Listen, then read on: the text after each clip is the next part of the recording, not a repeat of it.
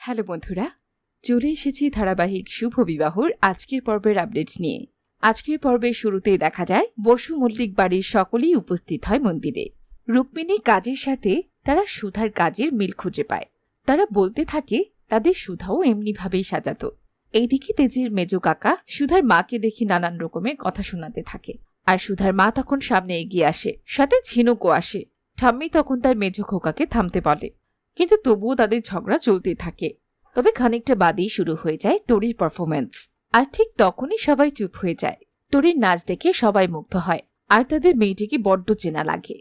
এদিকে সুধা তার মুখ লুকিয়ে তরির সাথে তাল মেলাতে থাকে। সে ঠাম্মিকে মুখ দেখাতে পারবে না, তাই সে নিজেকে আড়াল করে রেখেছে। আর ইতিমধ্যেই সেখানে তেজও চলে আসে। হিরো আঙ্কেলকে দেখতে পেয়ে তরি খুব খুশি হয়, কিন্তু সুধা তরিকে টেনে নিয়ে চলে যায়। এদিকে তরির এমন পারফরমেন্স দেখে মিডিয়ার লোকেরা জানতে চায় কে এই মেয়েটি যে এত সুন্দর ডান্স করল। তখন প্রীতম উত্তর দেয়, আমরা এখানে যারা আছি সকলেই ভক্ত। মিডিয়া জানতে চায় এত সুন্দর আয়োজনটা কে করেছিল। তখন প্রীতম জানায় পুরো আয়োজনটা রুক্মিণী করেছে। আর এরপরই দেখা যায় তেজ বেকারির নতুন বিস্কিট নিয়ে আসে ইশিকা। সাংবাদিকেরা তখন বলে ওঠে, তেজ বেকারির বিস্কিট নাকি আগের গুণগত মান হারিয়েছে, আবার তাদের কোম্পানির মুখও বদলিয়েছে।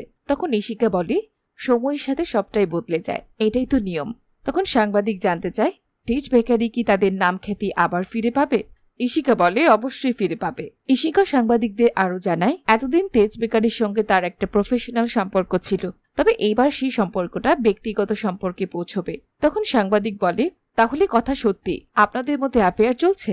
ইশিকা বলে, এতদিন তারা শুধু বন্ধু ছিল, এবার সেই বন্ধুত্বের একটা নাম হতে চলেছে। এসব কথা শুনে খুব বিরক্তি বোধ করছিল তেজ, কিন্তু ইশিকা তাকে থামিয়ে দেয় এবং মিডিয়াকে জানায় সামনেই তাদের বিয়ে, আর কিছুদিনের মধ্যেই তাদের আশীর্বাদ।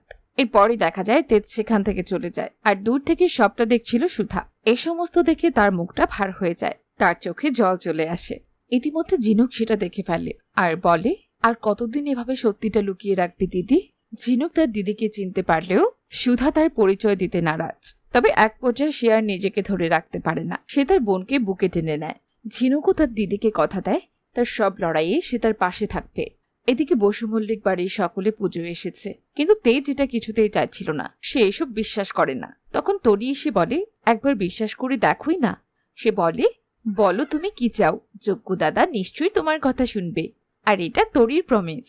তেজ তখন মনে মনে বলতে থাকে, এত বছর ধরে তো আমি একটা জিনিসই চেয়েছি, আমার সুধা আমার কাছে ফিরে আসুক। পারবে ফিরিয়ে দিতে? এরপর তেজ জগন্নাথকে তুলে নিলে ঠাম্মি ইশিকাকে বলে বলরামকে তুলতে। ইশিকা বলরামকে তুললেও পা পিছলে পড়ে যেতে লাগে, আর তার হাতে রাখা বলরামকে সুধা তুলে নেয়।